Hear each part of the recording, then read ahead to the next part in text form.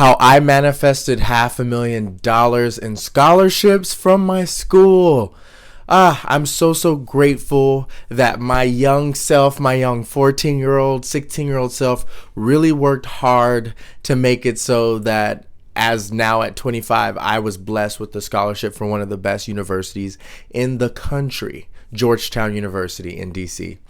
So my childhood, a backstory is I grew up with lots of abuse, physical abuse, sexual abuse, and I was not in a good space. I was suicidal as a kid, and I really struggled. And school and success at school and success were my pathway out. I remember tallying the days. I had a calendar where I would tally the days until I hit 18, which is around the time when I went to school.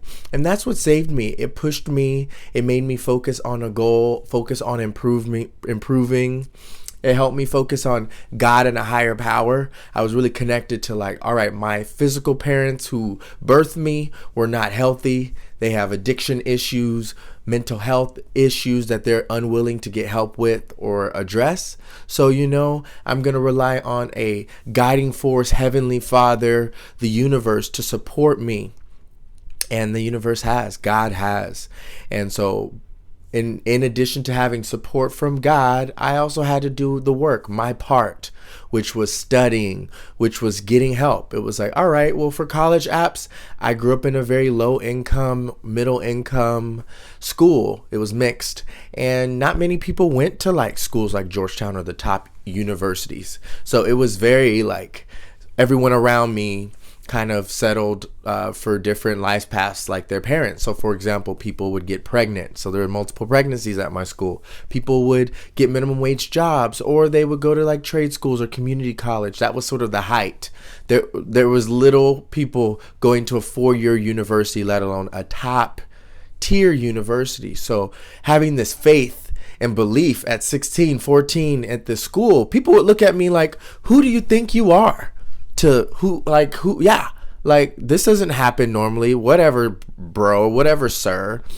And so I really, I just had a dream. I had a dream that, all these traumas, all these hard things, they're going to serve me. They're going to support me. They're going to build strength and resilience. And it totally did. And little did I know, when it came to college applications, they asked questions like, what formative moments changed your life? And I had 2 options to give them the politically correct one, oh my God, I've worked hard and I got here. Or I could be honest and be shit, my life, my home life is traumatic and a hot mess. Lots of abuse and trauma. But in spite of it all, I have worked hard. I am not going to be a victim of my life. My name is Victor. So I wrote in my essay, I choose to be a victor, not victim any longer. And that really served me. The power of faith, the power of optimism, and the power of work. As I look back, I also want to give my young self a hug because I really pushed myself to the max. I got into 3 car accidents due to sleep deprivation. I was falling asleep on the road because I was just up for hours, 2, 3 a.m. every day. And then I had school at early in the morning.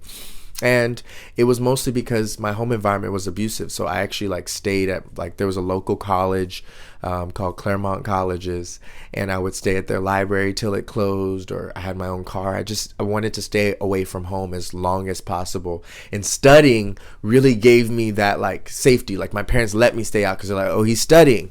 So it was really a safety thing. And it got so bad. My senior year, I got into Georgetown. I got into multiple schools, full ride scholarships, and I got into a car accident my last week of my senior year, and I almost didn't graduate. I had a major concussion, and all this work that I went for flashed before my eyes, and I'm so grateful I'm here to tell the story. My car was completely totaled, and I had not a scratch on me beyond the concussion. And the first responders who came to the accident site told me, they're young man, you must have a God or someone looking after you, because most people don't come out of these car accidents alive, let alone without a scratch. So you are blessed and lucky. You better use this. And I really took that to heart. And it showed me, yes, have faith, work for what you want, manifest it, manifest it. I knew I was getting a full ride scholarship, and my goal school was Stanford, but I hit Georgetown. So I didn't get into Stanford, but I hit a top tier university. I'm so proud of myself. But in addition to manifesting faith, belief in yourself, even when everyone around you doesn't believe in you. But also what I learned from that car accident experience is you have to take care of yourself, because you can work yourself to the max, get the results. But in my case, it was like you almost didn't even get to experience the fruits of your labor because you almost died. My lifestyle, my lack of sleep, my lack of self-care, my lack of just basic well-being and wellness put my everything I worked towards at risk.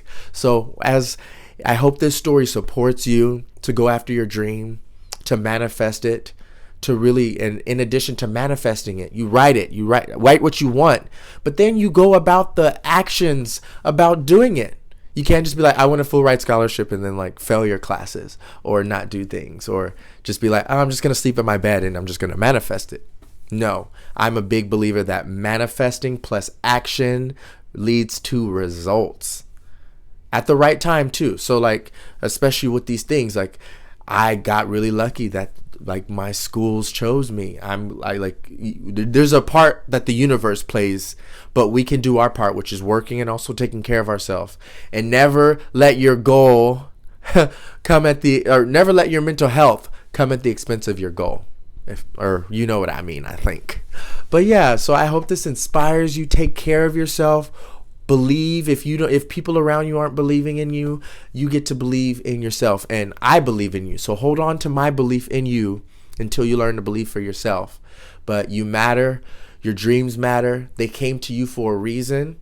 And even if it looks like it's crazy, the people who, some of the most successful people were called crazy. Some of the successful people felt crazy when they're dreaming these visions that are way bigger than anything they've ever seen in their lifestyle. I even remember a story from Oprah.